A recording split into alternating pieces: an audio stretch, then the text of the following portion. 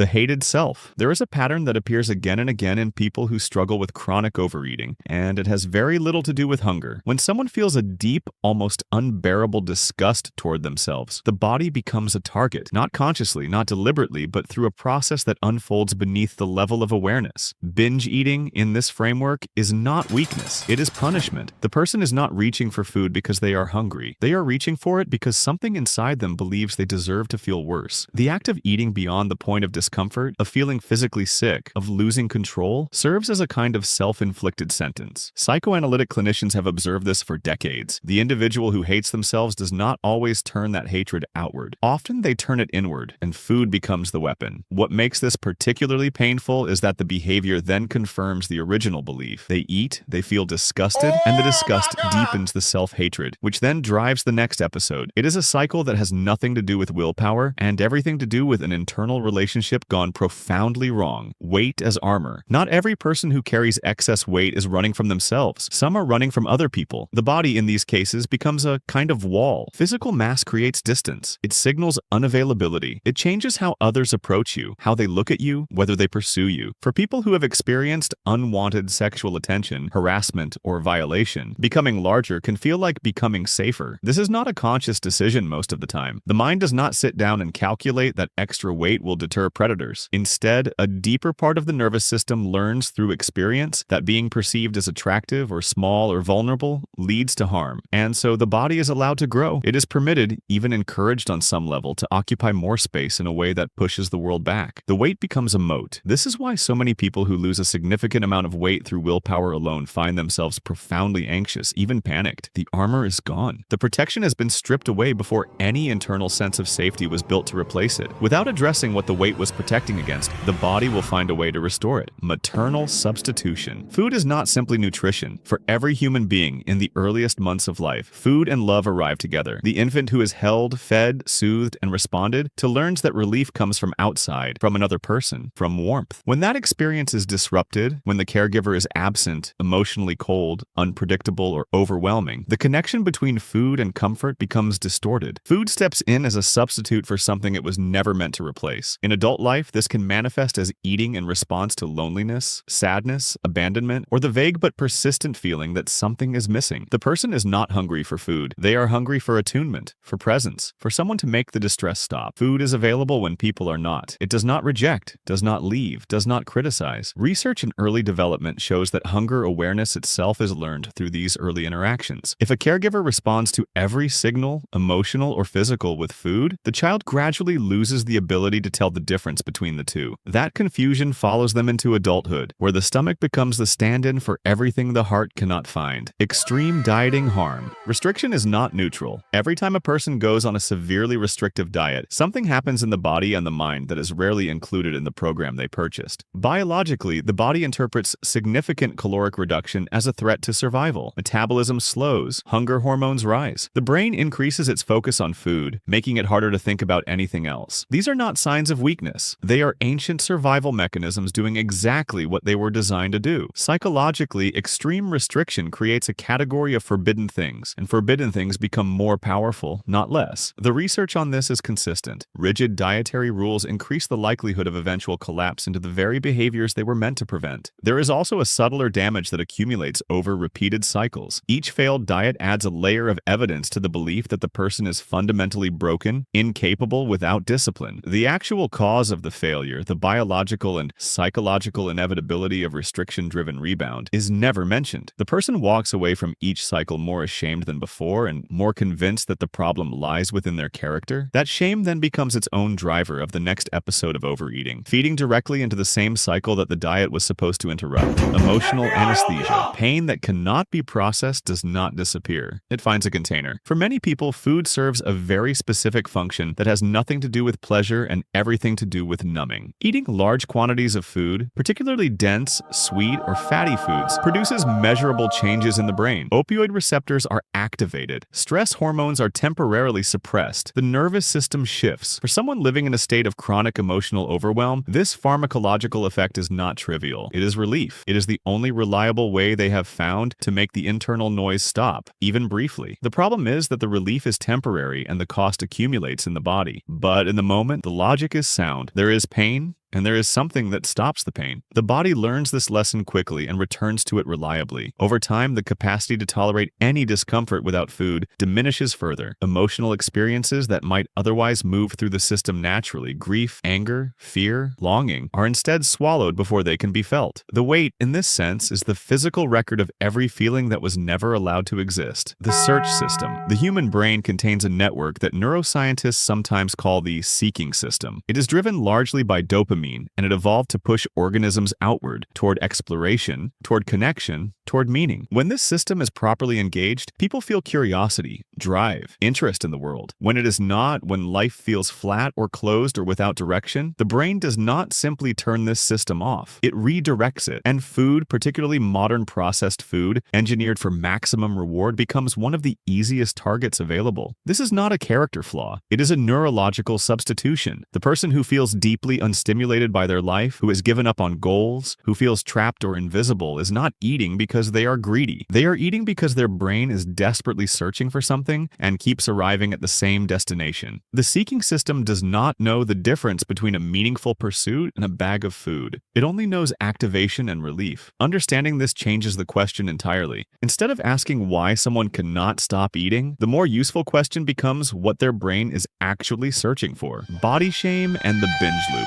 Shame is not a motivator. This is one of the most important and most consistently misunderstood facts about human psychology. Most people and most dieting culture operates on the assumption that making someone feel bad enough about their body will eventually push them to change it. The evidence says otherwise. Body image shame and self-criticism account for a measurable portion of binge eating behavior, not as a consequence of it, but as a trigger. The mechanism is straightforward. A person looks in the mirror or hears a comment or tries on clothes and the shame floods in. The shame is intolerable. The fastest available relief is food. The eating then produces more shame. The shame produces more eating. Studies examining this cycle find that the intensity of self-critical thought directly predicts the likelihood and severity of subsequent binges. The body becomes both the source of the shame and the place where the shame is processed. People locked in this loop are not failing to try hard enough. They are trapped in a feedback system where the very response to their problem makes the problem worse. No amount of external motivation breaks this cycle from the outside. Something has to change within it. The illusion of control. Chaos is one of the most destabilizing human experiences. When the external world feels unpredictable, when relationships are unstable, when there is no sense of safety or agency, the mind searches for something it can regulate. For some people, food becomes that thing, not because they are controlling their intake, but because they are controlling their experience. The decision of when to eat, what to eat, how much to eat, even the ritual of eating itself, provides a momentary sense of order. Binge eating in particular can carry a paradoxical sensation of control in the loss of control. It is a chosen overwhelm, a deliberate flooding of the senses that temporarily replaces the uncontrollable anxiety of daily life with something physical, immediate, and knowable. This pattern is especially common in people who experienced unpredictable or chaotic childhoods, where the adults in their lives were unreliable, frightening, or absent. The body becomes the one domain where something, even if that something is destruction, can be directed. Weight in this context is not passivity. It is a strategy, a misguided, costly, painful strategy, but a strategy nonetheless, born from a very real and very human need to feel that something, somewhere, is within reach.